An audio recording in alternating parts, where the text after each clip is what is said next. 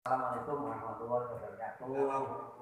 Selamat siang Pak Din. Ini gini Pak Din. Saya itu ada tugas di guru penggerak. Saya kan ikut guru penggerak di angkatan 4 Kabupaten Grobogan ini.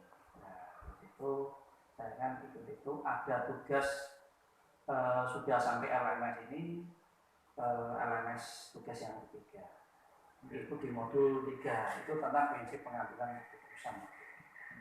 Nah, itu nanti ini di video setelah itu direkam dan diupload tugasnya seperti itu.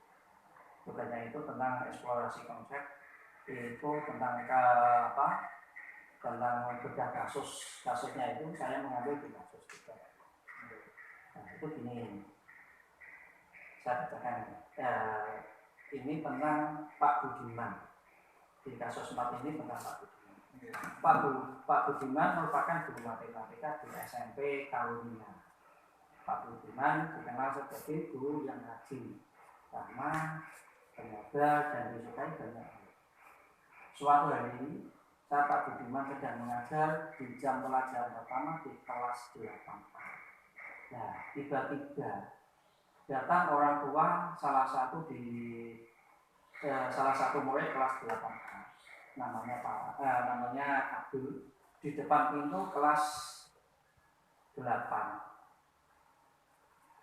Bapak Anwar, ayah Abdul mengacungkan parang sambil berteriak dan memanggil. Nah, Abdul agar segera pulang untuk ikut panen ikan di tangga. Sontak Bapak Budiman merasa kaget dan takut. Demikian juga dengan murid-murid yang lainnya. Abdul hanya bisa menangis ketakutan dan bersembunyi di pojok kelas sambil berteriak tidak mau pulang. Nah, dalam situasi dan kondisi seperti ini, apakah yang akan dilakukan Anda bila Anda berada di posisi Pak Budiman? Sebagai Pak Guru yang mengajar di kelas 1. Ya ini Pak Roger, pada dasarnya memang problem yang kita hadapi sebagai pendidik itu banyak sekali. Betul. Bahkan hal yang tak terduga sering muncul tiba-tiba. Contohnya kasus seperti yang jenengan tanyakan tadi, Pak Anwar tiba-tiba datang ke sekolah dengan tujuan mengajak pulang anaknya yang masih usia belajar di kelas 8 tadi. Iya. Namanya Abdul. Harapannya diajak untuk ikut memanen ikan. Tapi sayangnya di sini tadi kalau saya lihat dari pertanyaan jenengan, cara yang dilakukan Pak Anwar kurang tepat karena memang hal semacam itu memungkinkan penafsiran banyak sekali di hadapan para siswa yang lain terutama. Cara-cara yang seperti ini memang sebaiknya bagi orang tua tidak dilakukan. Kita harus dengan cara yang lebih baik lah. Nah, misal saat itu saya berada di posisi Pak Budiman, tentunya saya harus segera cepat berpikir mencari skala prioritas mana yang harus segera kita kendalikan.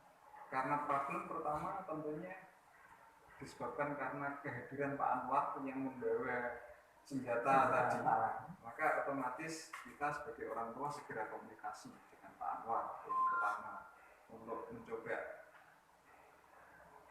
menjauhi kelas, artinya menghindar dari hadapan anak-anak yang mungkin justru kondisi seperti itu membuat mereka ketakutan. Nah, setelah itu tentunya kita segera komunikasi ke Pak Anwar. Ada apa sebenarnya? Apakah harus dengan cara seperti itu? Sambil menenangkan beliau, kita juga perlu prioritas yang kedua karena di dalam kelas tadi tentunya anak-anak kita dalam kondisi psikologi yang mencekam, takut, tiba-tiba ada orang tua seperti itu, maka kita juga perlu memberikan kalimat-kalimat yang sehingga bisa menenangkan anak-anak sembari mencairkan suasana, kemudian agar mereka bisa kembali berpikir sebagai semula. Nah, di sisi yang lain kita juga harus segera bertanya kepada Pak Anwar. Kalau perlu kita mencoba dialog komunikasi, apakah hal semacam itu memang harus dilakukan oleh beliau sebagai orang tua. yang padahal dalam kondisi anak seusia pembelajaran kelas 8 apalagi itu kalau kita berbicara lebih panjang ini terkait dengan ada semacam perlindungan hak juga untuk anak-anak seusia itu. Kalau Undang-Undang nomor 23 tahun 2002 kalau nggak salah itu juga harus melindungi anak-anak usia pembelajaran seperti itu yang tentunya belum pas kalau di jam-jam belajar, hak mereka di jam-jam belajar itu kita potong, kita paksa untuk bekerja. Oke lah, sebagai orang tua baik kalau mungkin dengan tujuan mendidik, tapi mendidik, melatih bekerja tidak harus memotong jam-jam mereka belajar. Itu yang perlu kita komunikasikan dengan mungkin Pak Anwar yang kala itu belum begitu memahami bagaimana seharusnya tindakan sebagai orang tua yang benar. Itu sudah cukup. Ya, itu jawabannya ya Pak. Ya, terima kasih Pak atas semua jawabannya. Ya, dan tentunya biasanya ini juga ini Pak Uba, tidak mungkin selesai dengan komunikasi di tempat.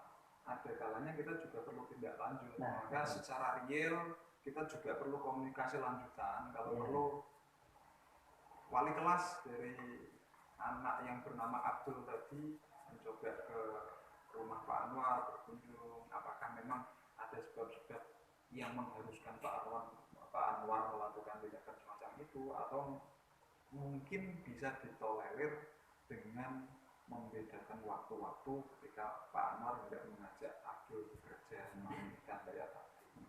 Yang jelas komunikasi yang baik dengan cara-cara yang baik itu yang perlu kita lakukan sebagai seorang guru. Itu Pak Rubah ya. Terima kasih Pak Bin, itu sudah dijawab. Terima kasih atas semuanya sudah dijawab seperti itu. Mudah-mudahan ini bermanfaat dan menjadi ibadah Allah kita semua. Sekian, wassalamualaikum warahmatullahi wabarakatuh. Waalaikumsalam warahmatullahi wabarakatuh.